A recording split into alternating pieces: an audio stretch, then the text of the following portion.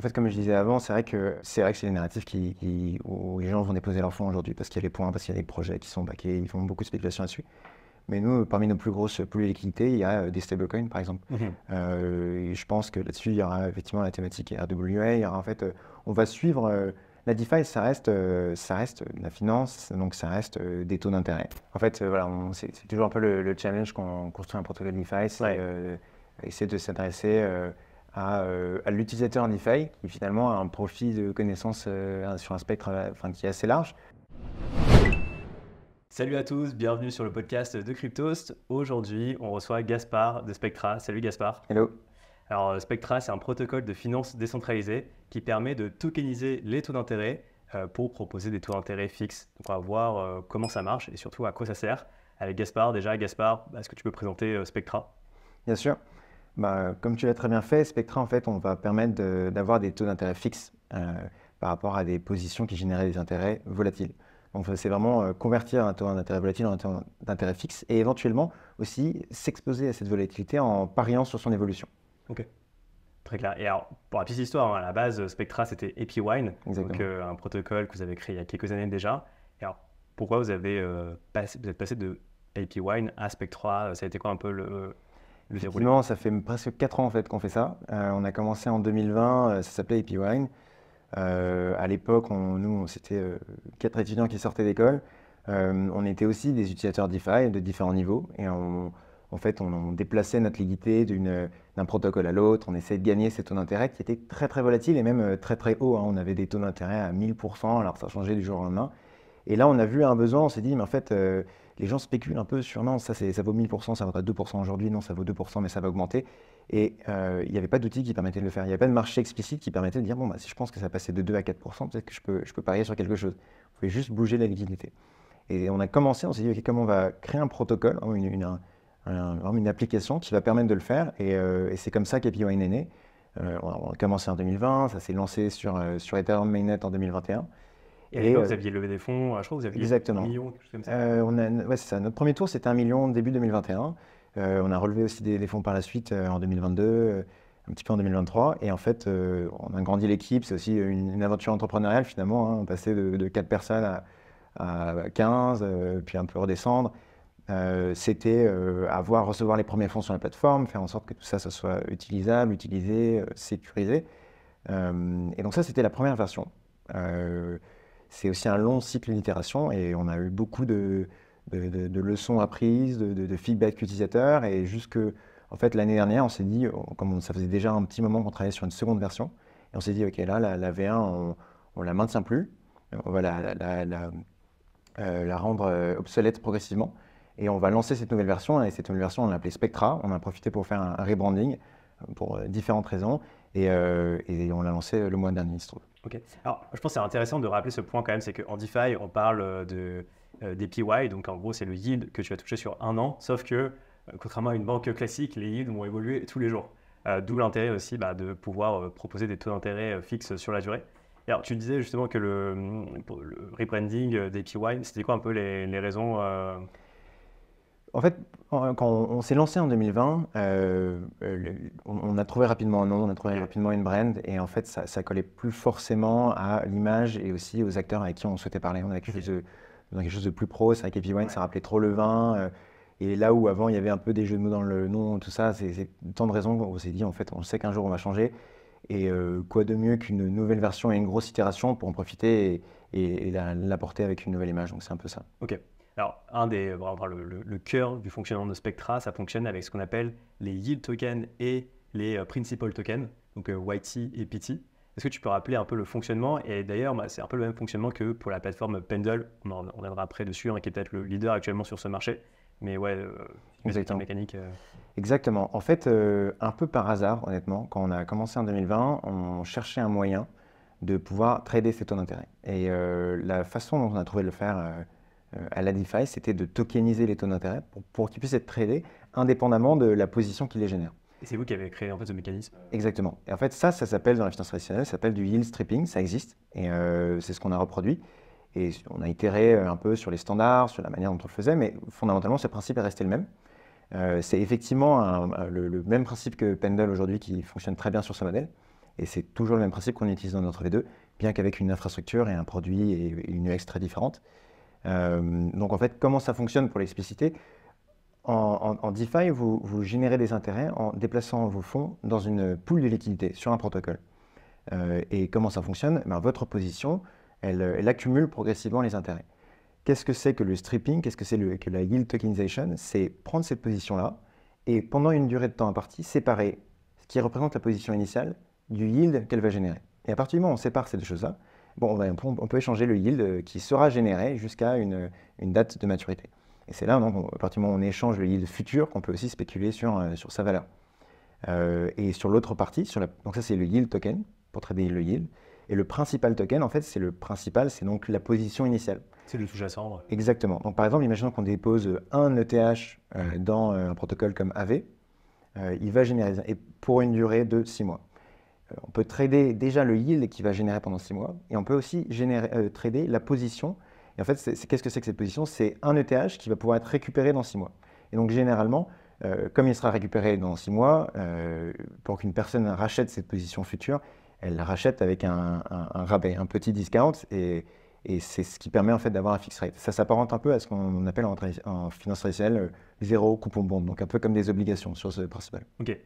Pour grossir un peu le trait, c'est-à-dire que par exemple, cette ETH qui est stackée justement sur Aave, là on va dire que c'est un ETH, potentiellement là je vais pouvoir l'acheter 0,9 ETH parce Exactement. que je vais pouvoir l'acheter en 6 mois et donc il y a ce fameux discount. En fait, l'intérêt concrètement, ce que je comprends, le cas numéro 1, c'est vraiment de pouvoir fournir la liquidité à des gens qui en ont besoin et d'autres personnes qui ont moins besoin de liquidité et qui sont prêts finalement à attendre, entre guillemets, et pas dépendre du yield. Exactement. Après, finalement, pour l'utilisateur, ça va être deux onglets différents et deux utilisations assez différentes. Il y en a un qui va pouvoir se dire, tiens, je vais pouvoir faire un revenu fixe parce que voilà, j'achète un ETH qui va être disponible à telle date et donc j'achète avec un discount, donc je gagne ce delta de revenu sur cette durée. Voilà, c'est le revenu fixe. C'est plus certain, plus intuitif. Et l'autre va vraiment essayer de spéculer sur le yield futur. Il va prendre l'exposition sur la volatilité finalement de quel sera cet intérêt et parier sur sa variation. Et lui sera positif, enfin rentable ou pas en fonction de si son prix d'achat représente un montant de capital inférieur à ce que le yield finalement générera ou pas. Mais c'est vraiment ces deux utilisations qui sont séparées aussi sur la plateforme. Ok. Alors, un point qui est important, je pense, de rappeler, si j'ai bien compris, c'est que yield token plus principal token est censé être toujours égal à la valeur du token initial. Donc, si on prend ETH, le yield token de ETH plus le principal token, normalement, sont censés être égaux. Enfin, la somme des deux est égale à un ETH, sachant qu'au fur et à mesure du temps, le yield token va gagner en valeur ou pas forcément. Alors, le principal token, lui, va peut-être perdre en valeur. Exactement. En fait, effectivement, finalement, ces deux tokens-là représentent la position initiale qui génère du yield progressivement. À la fin, à maturité, autant un principal token va permettre de récupérer en fait, le collatéral qui était mis au début. Donc là, on connaît sa valeur. C'est pour ça que alors, le marché peut changer, comme le marché des obligations. D'ailleurs, on le voit tous les jours, quand les taux d'intérêt changent, il y a parfois des banques qui sont mises en défaut parce qu'ils ont mis dans des bonds qui finalement décroît malgré le fait qu'on sait qu'à maturité, ils vont pouvoir récupérer ce collatéral. Donc ça peut quand même varier, mais on sait qu'à maturité, ça va revenir vers le prix de son underlying. Et que le yield token descendra à zéro. Et lui, en revanche, à maturité, ne servira plus à rien, donc effectivement, sa valeur sera nulle. Ok, très clair.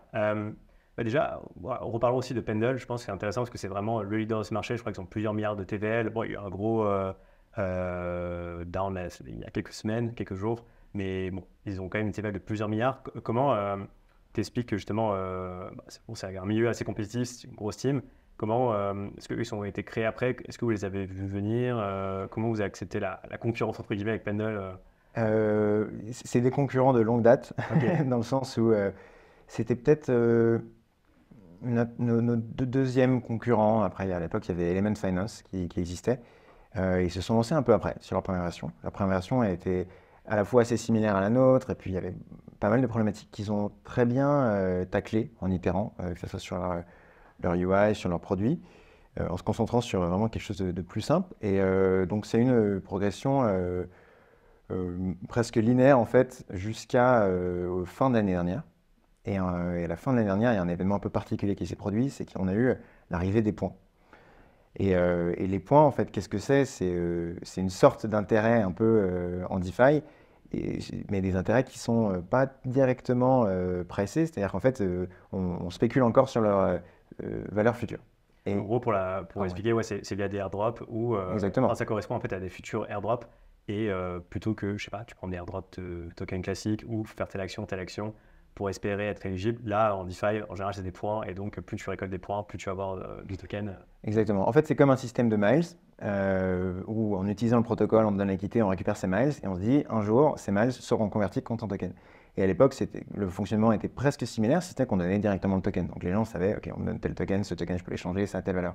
Et comme il y a cette valeur spéculative, alors les gens ont commencé à beaucoup spéculer comme ils sont habitués à le faire en crypto. On a eu ce protocole, donc Eigenlayer, qui a eu énormément de dépôts. Les gens ont déposé des milliards dedans parce qu'ils voulaient collecter des points et avec différentes spéculations sur quelle sera leur valeur.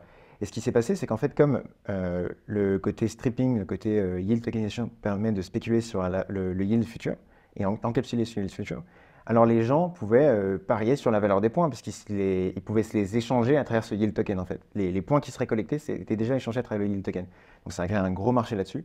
Et Est-ce que, juste pour venir là-dessus, sur ce point-là, c'est-à-dire que les points étaient cumulés sur le yield token et pas le exactement. principal en fait. En fait, les gens qui d'habitude voulaient acheter, je reprends un exemple de AV, imaginons que le yield sur le TH est de 2%, il y a des gens qui se disaient bon, 2% et le yield token il s'échangeait à un prix qui correspondait en fait qui priceait un yield de 2%. Bon, ben, si ce yield il passe à 4%, ils ont fait x2 et l'inverse aussi. Et en fait, il y a eu cette même spéculation sur les points, sauf que comme c'était vraiment très spéculatif, ça a eu beaucoup d'engouement.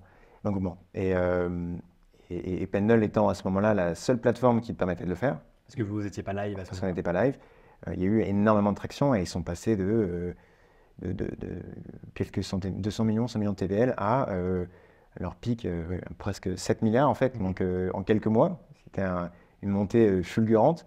Alors, effectivement, très frustrant pour nous de ne pas avoir le produit, de ne pas avoir la voiture disponible pour pouvoir participer sur le même circuit, mais voilà, on s'est lancé aussi un peu après. Et là-dessus, ça a aussi montré beaucoup d'intérêt en fait pour ce produit. Il y avait aussi un travail éducatif qui était nécessaire sur ces assets parce que finalement, on le voit expliquer un PT, un YT, un principal token, un yield token, ça peut être un peu difficile, même si ça s'apparente à des choses qu'on connaît plus dans la finance traditionnelle. Et là-dessus, ça a permis vraiment d'apporter voilà, beaucoup d'utilisateurs d'un coup. Et c'est vrai que nous, aujourd'hui, quand on parle à des gens, on peut dire, bah, en fait, vous connaissez ce produit-là, c'est très similaire. On offre des features un peu différentes, mais finalement, sur le corps du produit, c'est similaire. Deux points par rapport à ce que tu viens de dire. Alors c'est vrai que, comme tu l'as dit, hein, aujourd'hui, pricer la valeur des points, c'est assez arbitraire, c'est compliqué. D'où le fait aussi que le prix de certains yield tokens s'est peut-être envolé. Parce que, ouais, concrètement, comment tu peux finalement pricer un point? Sachant qu'en général, c'est des tokens qui n'étaient pas encore émis par la Oui. plupart du temps. Donc, En fait, c'est extrêmement incertain pour plusieurs raisons. Bon, bah, déjà parce que ça repose sur un événement futur, mais aussi surtout parce que ça repose sur une décision de la team du protocole qui fait ces fameux points, ces fameux miles, à une date future. Et donc en fait, pourquoi c'est pratique pour un projet de faire des points? Parce qu'ils ne sont pas obligés de distribuer une partie de leur supply de tokens à l'avance, et ils peuvent un peu attendre dernière minute, au moment où ils ont aussi monté tout leur KPI à fond.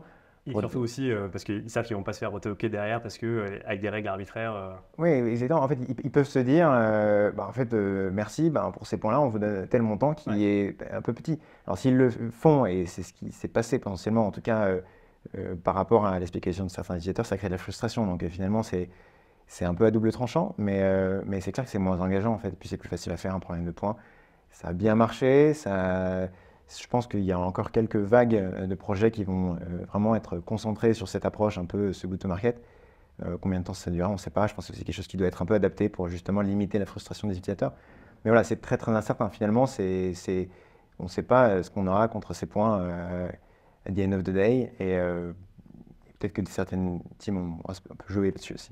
Ok. Et en termes de use case, vous n'avez pas peur de dépendre sur ce système de points? Parce que finalement, j'ai l'impression que c'est assez éphémère. C'est-à-dire le jour où tous ces projets auront distribué leurs points et lancé leurs tokens, est-ce que vous n'avez pas peur que la hype redescende ou c'est un moyen aussi de créer de l'adoption? Alors, Ensuite, c'est exactement ça. C'est-à-dire que c'était objectivement, quand on regarde l'évolution de Panel, un énorme catalyste pour apporter beaucoup de liquidité, parce que en fait, la liquidité est très mercenaire en DeFi. Et les gens vont vouloir déposer leurs fonds sur la narrative du moment. C'était EigenLayer, maintenant il y a un peu Symbiotic, un nouveau projet dans cet écosystème un peu qui se lance. Ils vont déplacer leurs fonds d'une plateforme à l'autre. Ils l'ont toujours fait en fait depuis l'existence de la DeFi. Et ces systèmes de points, à travers Pendle, étaient intéressants. Donc les gens déplaçaient chez eux. Donc forcément, ça apporte beaucoup de liquidité. Ensuite, il y avait tout l'aspect spéculatif qui a fait que les gens devaient se forcer à essayer de comprendre comment fonctionnent les yield tokens, comment fonctionnent les principales tokens. Donc là aussi, un gros travail d'éducation. Effectivement, ils ont même rendu service à travers ça.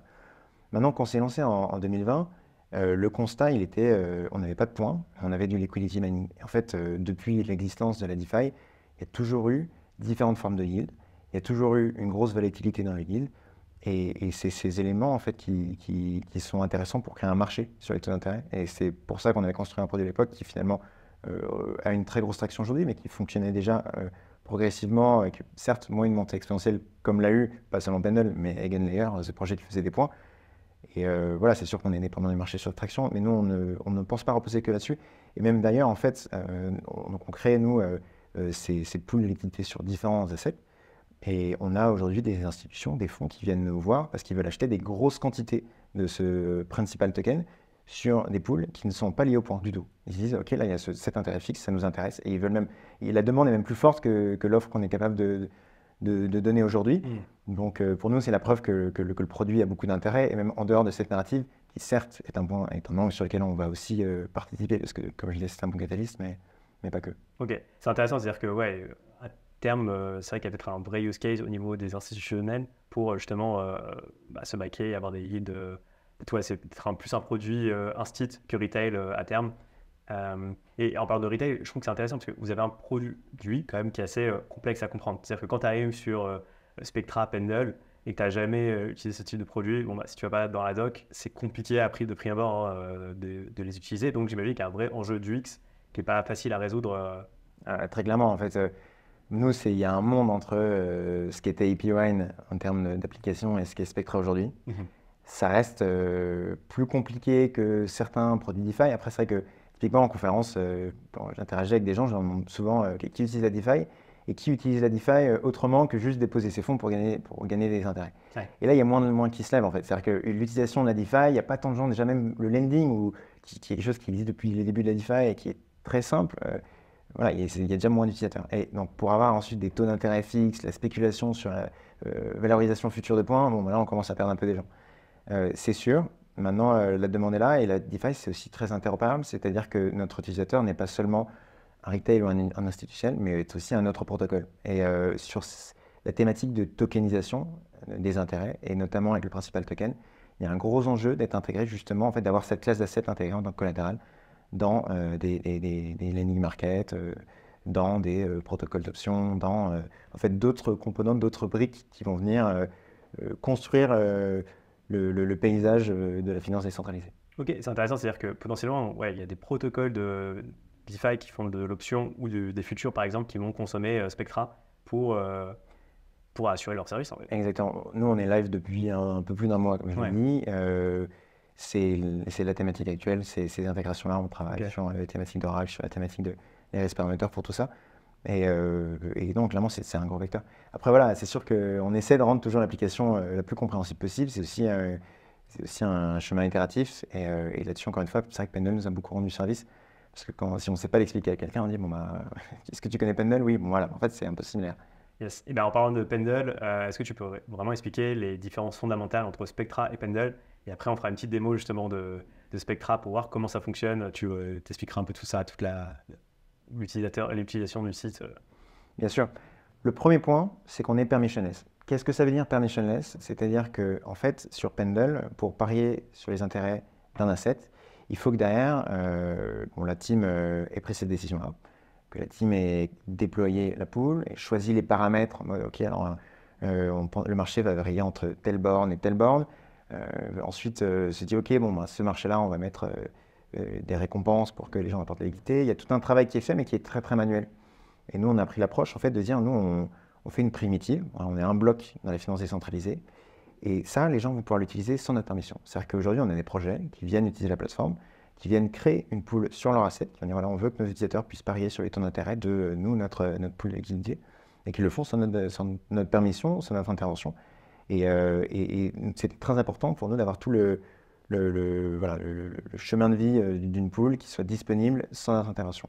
Ça reste, et même technologiquement, dans la manière dont en fait, on a conçu le protocole, on peut aussi supporter un peu plus d'intérêts différents. C'est-à-dire qu'on est mieux adapté pour, par exemple, des pools qui vont avoir des taux d'intérêt négatifs, ce qui est moins le cas en DeFi, mais qui va arriver notamment avec ces projets qui font des points sur la thématique du risk taking.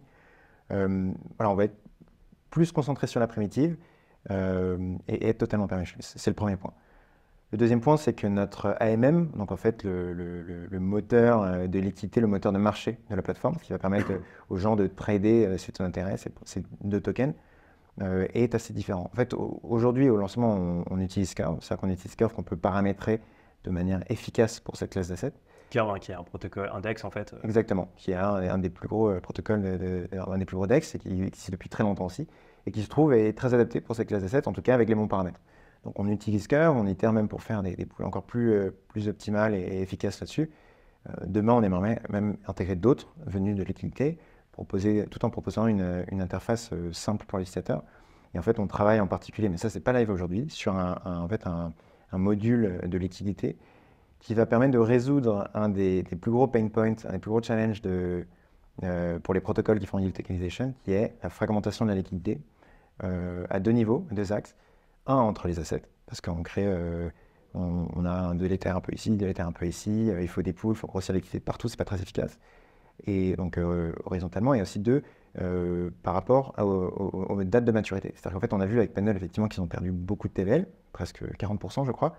Alors c'est 40% sur des milliards qu'ils ont accumulés en quelques mois, ça reste une croissance admirable, mais il se trouve qu'à l'expiration, les gens sortent et doivent prendre une décision par rapport à ça. Tandis que si vous déposez votre liquidité sur AV, Morpho et compagnie, il n'y a pas de date de fin. Exactement, vous prenez moins cette décision continue. Vous faites un peu confiance au protocole ou à un risque curator sur Morpho.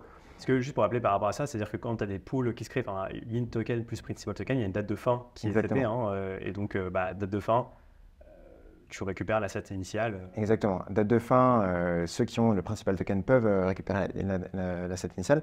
La pool de liquidité n'a plus d'utilité puisqu'on n'y a plus d'intérêt futur à trader, la période est finie. Et donc, il faut faire un peu tout c'est quelque chose à la fois technique, à la fois produit, et en fait, à la fois, ça n'a pas encore été vraiment réglé aujourd'hui dans Pendle, et nous, c'était vraiment un des points sur lesquels on voulait se concentrer, c'était pouvoir avoir cette expérience en DeFi où on dépose les fonds, et les fonds sont utilisés correctement, et de manière plus fluide et optimisée entre les différentes pools. Ça, c'est un point qui va nous différencier. Je dis va parce que, encore une fois, ce composant n'est pas live aujourd'hui. Okay. Donc, la permissionless, ça, l'AMM, et quelques différences techniques, mais finalement pas grand-chose là-dessus. On a tout ce système... en fait, pour tacler le cold start problème en fait, qu'on va avoir sur le côté permissionless. C'est-à-dire que permissionless, n'importe qui peut créer une pool de liquidité, mais encore faut-il avoir la liquidité là-dessus. Donc on a tout un système d'incentives, de bribes en fait, pour les votes. Bon, c'est un peu plus complexe, un peu plus DeFi, mais voilà. Ouais, l'idée c'est vraiment de redistribuer une partie des jetons de gouvernance, enfin des récompenses aux différentes pools. Mais ouais, on va pas rentrer dans ces détails-là. Mais... Tout en restant un écosystème profitable et sustainable en fait, dans cette dynamique. Et ouais, une dernière question avant qu'on passe à la démo. C'est quoi les différents use cases que tu vois à terme? Parce que là, on parle beaucoup de staking, de restaking, mais ce serait quoi les différents use cases intéressants? En fait, comme je disais avant, c'est vrai que c'est des narratifs où les gens vont déposer leurs fonds aujourd'hui parce qu'il y a des points, parce qu'il y a des projets qui sont backés, ils font beaucoup de spéculation là-dessus. Mais nous, parmi nos plus grosses pools de liquidité, il y a des stablecoins, par exemple. Et je pense que là-dessus, il y aura effectivement la thématique RWA. Il y aura en fait, on va suivre la DeFi, ça reste de la finance, donc ça reste des taux d'intérêt. Et donc, comment ces intérêts sont générés, ça suivra différentes narratives. Les restaking fait beaucoup parler parce que ça se lance et parce qu'il y a des jetons qui ne sont pas encore émis, donc la spéculation a encore lieu.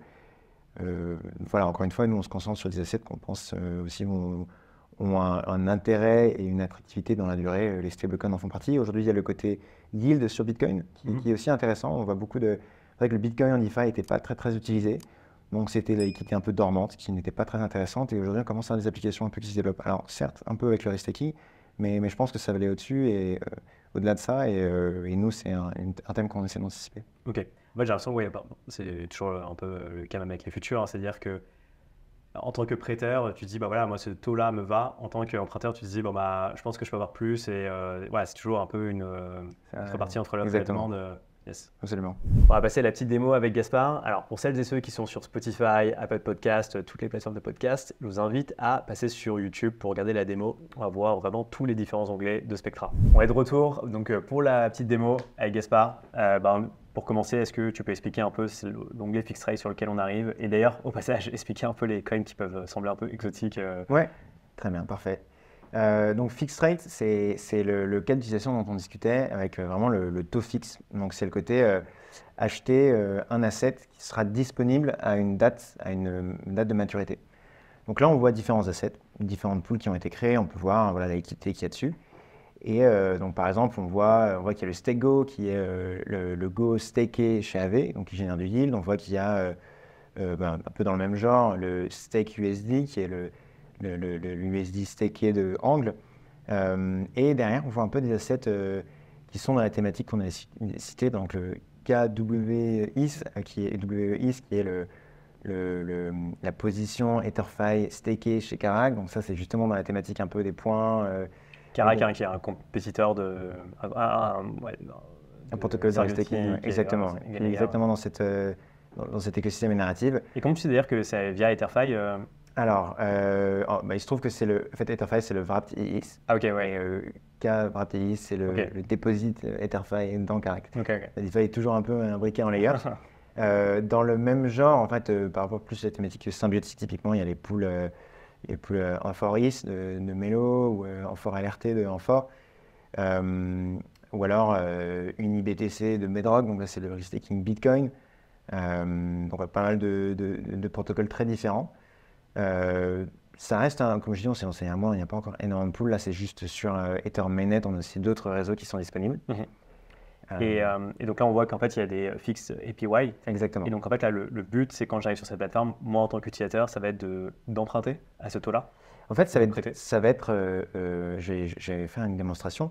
Effectivement, on voit 3 colonnes. On voit le PT Maturity Value et le PT Market Price. Qu'est-ce que ça veut dire? C'est ça, en fait, si on achète un principal token de cette pool, à date de maturité, qui est le 26 septembre, ça vaudra un wrapped ETH. Et combien ça vaut aujourd'hui? Ok, on voit que c'est 99,4. Donc là, le discount, il est très faible. C'est pour ça que l'implied, l'intérêt annualisé que représente en fait cette différence est assez petit. Mais sur d'autres pools, c'est moins le cas. Par exemple, là, je prends l'exemple du Go. On voit, je peux cliquer ici, on voit qu'avec un Go, je peux acheter 1,05 Go. Et en fait, on voit, l'interface nous dit, bon voilà, si on prend cette différence annualisée, ça correspond à cet intérêt fixe. Ouais, carrément. C'est-à-dire que plus en fait le PT va avoir un discount et plus le fixe rate va être élevé. Exactement, exactement. Alors ça dépend aussi de la période sur laquelle, parce que voilà, c'est un discount par rapport à une période de temps, mais c'est ça. Donc là, en fait, on peut comparer les prix et on voit. Donc on a vraiment ce côté un peu acheter un discount et la date de maturité à laquelle finalement on va pouvoir récupérer cet asset. Donc quand on achète juste ici par exemple un principal token, il apparaît ensuite dans le portfolio, dans la catégorie PT, et on voit un peu les différents achats de principaux tokens qu'on a fait, le principal token. Et à maturité, on va pouvoir cliquer là, il y aura une option Redeem, et on va pouvoir récupérer l'underlying qui est affiché dans la page Fixed Rate. Ok, et dans la page Fixed Rate, c'est surtout pour acheter de base, et après, une fois que tu l'as acheté dans le portfolio, tu peux revendre. Exactement. En fait, il y a toujours les deux sens. Dans le portfolio, une personne qui dit, finalement, en fait, j'ai acheté ça, mais typiquement, on sait que le principal token, comme à maturité, va permettre de récupérer son underlying. Généralement, son prix converge vers une unité d'underlying. Et donc, on peut peut-être décider de le revendre ici, ou d'en racheter plus. Voilà. Et d'ailleurs, petite question, donc, comment le taux en question est déterminé de base? Alors, en fait, c'est au moment de la création de la pool. Comme une pool de liquidité, donc ça, c'est une pool de liquidité. Une pool de liquidité, elle est créée à un moment. Et comme une pool Uniswap, la personne qui l'a créée décide un prix de base. Et en fait, quel va être ce prix? C'est le prix du principal token. Ouais, c'est le créateur de la pool, en fait. Exactement. Après, là, il choisit juste un prix de base, mais le marché évolue et on a eu des fixed APY qui ont monté, des fixed APY qui ont descendu. Et en fait, on voit avec le volume, c'est un prix qui change. Ok. Et le principal token, son prix ne change pas? Si, le principal token il change avec le marché. En fait, c'est parce que le prix du principal token change que le yield fixe évolue proportionnellement.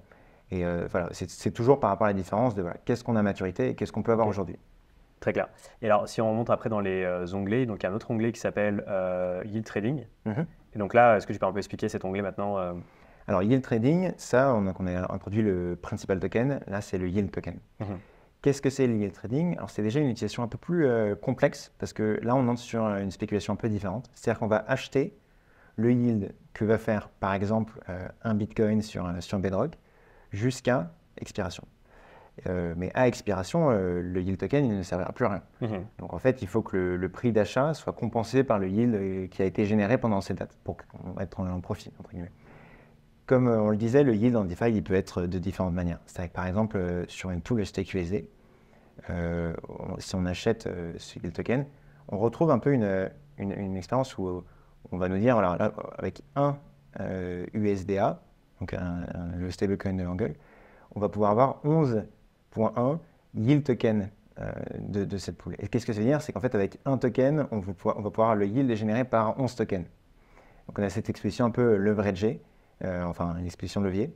Et voilà, de nouveau, on explique, voilà ce que ça représente à ce prix-là en termes d'intérêt. Mais là, ce n'est pas l'intérêt qu'on va avoir fixe, c'est le prix qui est payé, ça correspond à cet intérêt-là. Donc si c'est moins, finalement, la personne perdra de l'argent in fine. Si c'est plus, la personne sera en profit. En tout cas, toujours par rapport à son underlying. Alors, je précise que là, je parle d'un stablecoin qui est en dollars. Si par exemple, c'est une pool ETH, quand je dis il est profitable ou pas profitable, c'est par rapport à le fait de garder un ETH. Il y a des assets volatiles sur la plateforme qui ont Oui. une valorisation de l'art qui change. Alors, juste pour revenir sur donc, cet exemple que tu mentionnais, c'est-à-dire que donc là, actuellement, il est à peu près à 11%. Ouais. Et ça veut dire que si, par exemple, moi j'achète ce yield token, Mhm. s'il fait moins de 11%, a priori, bah, j'ai bien fait de l'avoir acheté parce qu'il va sous-performer. Alors c'est l'inverse. C'est l'inverse. Si finalement on l'achète, si on achète si on pense que le taux d'intérêt va descendre, Mhm. il vaut mieux aller chercher le taux d'intérêt fixe. Parce que là, on est Oui, sûr. bah, exactement. Ouais, Voilà, ouais, c'est ça. pardon. Il faut aller chercher le taux d'intérêt fixe. Si on pense qu'il va monter, alors dans ce cas, on a Oui, intérêt pardon. à s'exposer à la volatilité. Pardon, ouais, je parlais du taux d'intérêt Ouais. de base du token qui peut évoluer. Donc par exemple, si je pense que celui de Hang va monter à 20%, j'ai aucun intérêt à acheter le yield token. Si le taux d'intérêt va monter à 1% et qu'en revanche, on l'achète aujourd'hui à un prix de 11, c'est intéressant d'acheter le token. Si le taux d'intérêt affiché par la plateforme, en tout cas le marché price ça à 20% et qu'on pense qu'il va descendre, Mhm. autant toucher un taux fixe à 20% parce qu'on sera content d'avoir sécurisé un taux fixe à 20% en achetant plus dans le fixed rate. Oui, pardon, je parlais plus du taux fixe à 11%, là, le yield token à 11%. Mhm. Mais quand on achète un yield token, on ne garantit pas un taux fixe. On paye un taux fixe Ok. et on reçoit un taux variable. Ok, tu payes un taux fixe et tu reçois un taux variable. Exactement. Ok, alors j'avais pas capté ça, ça marche. Et ben voilà. Là où à l'inverse, enfin là où le côté fixed rate, on paye quelque chose de fixe et on reçoit quelque chose de fixe aussi, Mhm. mais c'est quelque chose qui aurait pu varier et on aurait peut-être pu gagner plus de taux d'intérêt si on n'avait pas cherché ce taux fixe. Ok, d'accord. Donc en fait, en fait là, tu achètes le taux à l'instant T, mais ce taux peut évoluer. Exactement. Et c'est pour ça que comme on achète un prix fixe, si le taux variable descend en dessous des prix fixes, on a perdu sur cette opération, là où l'inverse fera gagner, en tout cas par rapport au fait à la lender qui est ici de l'USD. Une autre chose, donc on achète notre yield token et dans le portfolio, de nouveau, on a une catégorie yield token et on voit, par exemple, là j'ai du White Angle, j'en ai 54 qui ont cette valeur de marché. Mhm. Et on voit, ok, là il y a du yield qui a été généré. Il pourra continuer à être généré jusqu'au 26 mai 2025. Ouais. Et je peux déjà aller le récupérer, en tout cas pour ce qui a été généré ici. Ok. Simplement, voilà. Et progressivement. Maintenant, j'ai dit on a parlé un peu des points et de cette narrative-là. On voit que certaines poules ont une icône un peu particulière. Et qu'est-ce que c'est? C'est quand il y a du yield qui n'est pas du yield, un peu d'une forme différente. Par exemple, des points. Donc on voit ici, ok, on a des Bedrock Diamonds. Et qu'est-ce que c'est que ces Bedrock Diamonds? C'est des points du projet Bedrock. Donc eux, ils donnent continuellement des points là-dessus. Et donc, une fois que les gens achètent ça, ils vont pouvoir voir dans les catégories points combien de points ils ont reçus. Alors généralement, ça prend un peu plus de temps de notre côté d'afficher ça. Mais sur le site de Bedrock, ils vont pouvoir, enfin, sur notre site, ils achètent des Wiki. Et sur le site de Bedrock, ils voient, ok, je vois que mes points continuent à augmenter. Ouais, Voilà. ça marche. Alors, comme on l'avait dit tout à l'heure, hein, ce qui permet d'accumuler des points, c'est pas le principal token, ce sont les yield tokens. Donc c'est vraiment le deuxième onglet qui s'appelle yield trading. C'est là où tu vas accumuler des points. Exactement.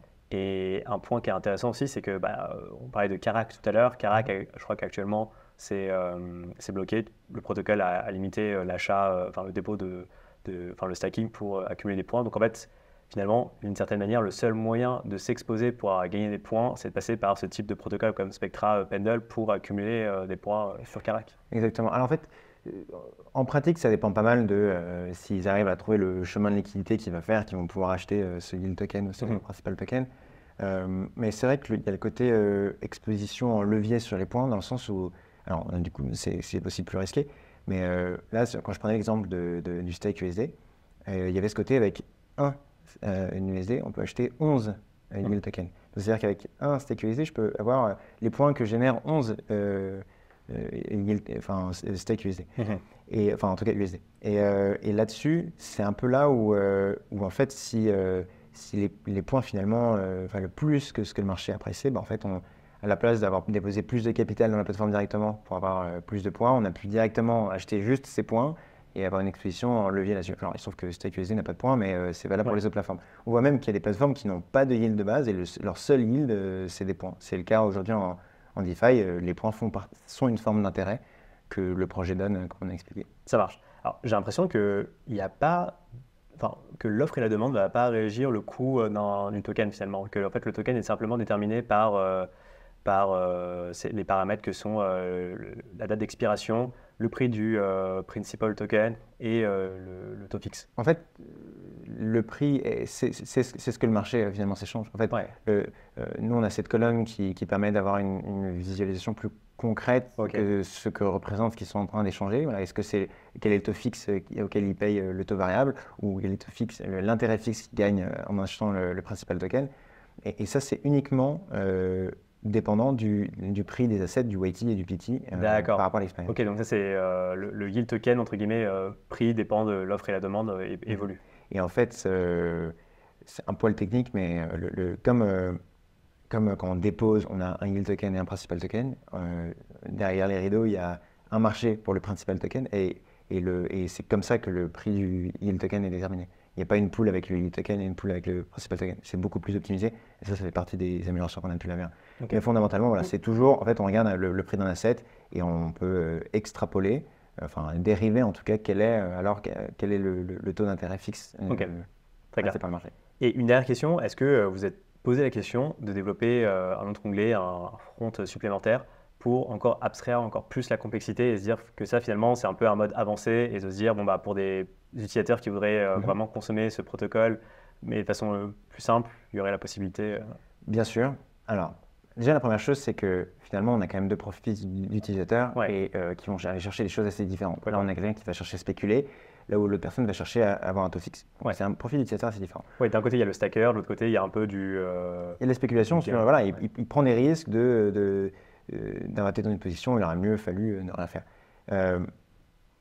On a déjà des projets qui construisent par-dessus Spectra des interfaces en fait qui vont être beaucoup plus, qui vont abstraire beaucoup de choses, qui par exemple ne vont pas faire la catégorie trade nil, qui vont juste rester sur l'asset, qui vont être très justement c'est natif. Tu achètes un asset à un discount et moins de paramètres que finalement ce qu'on essaie d'offrir à travers notre application.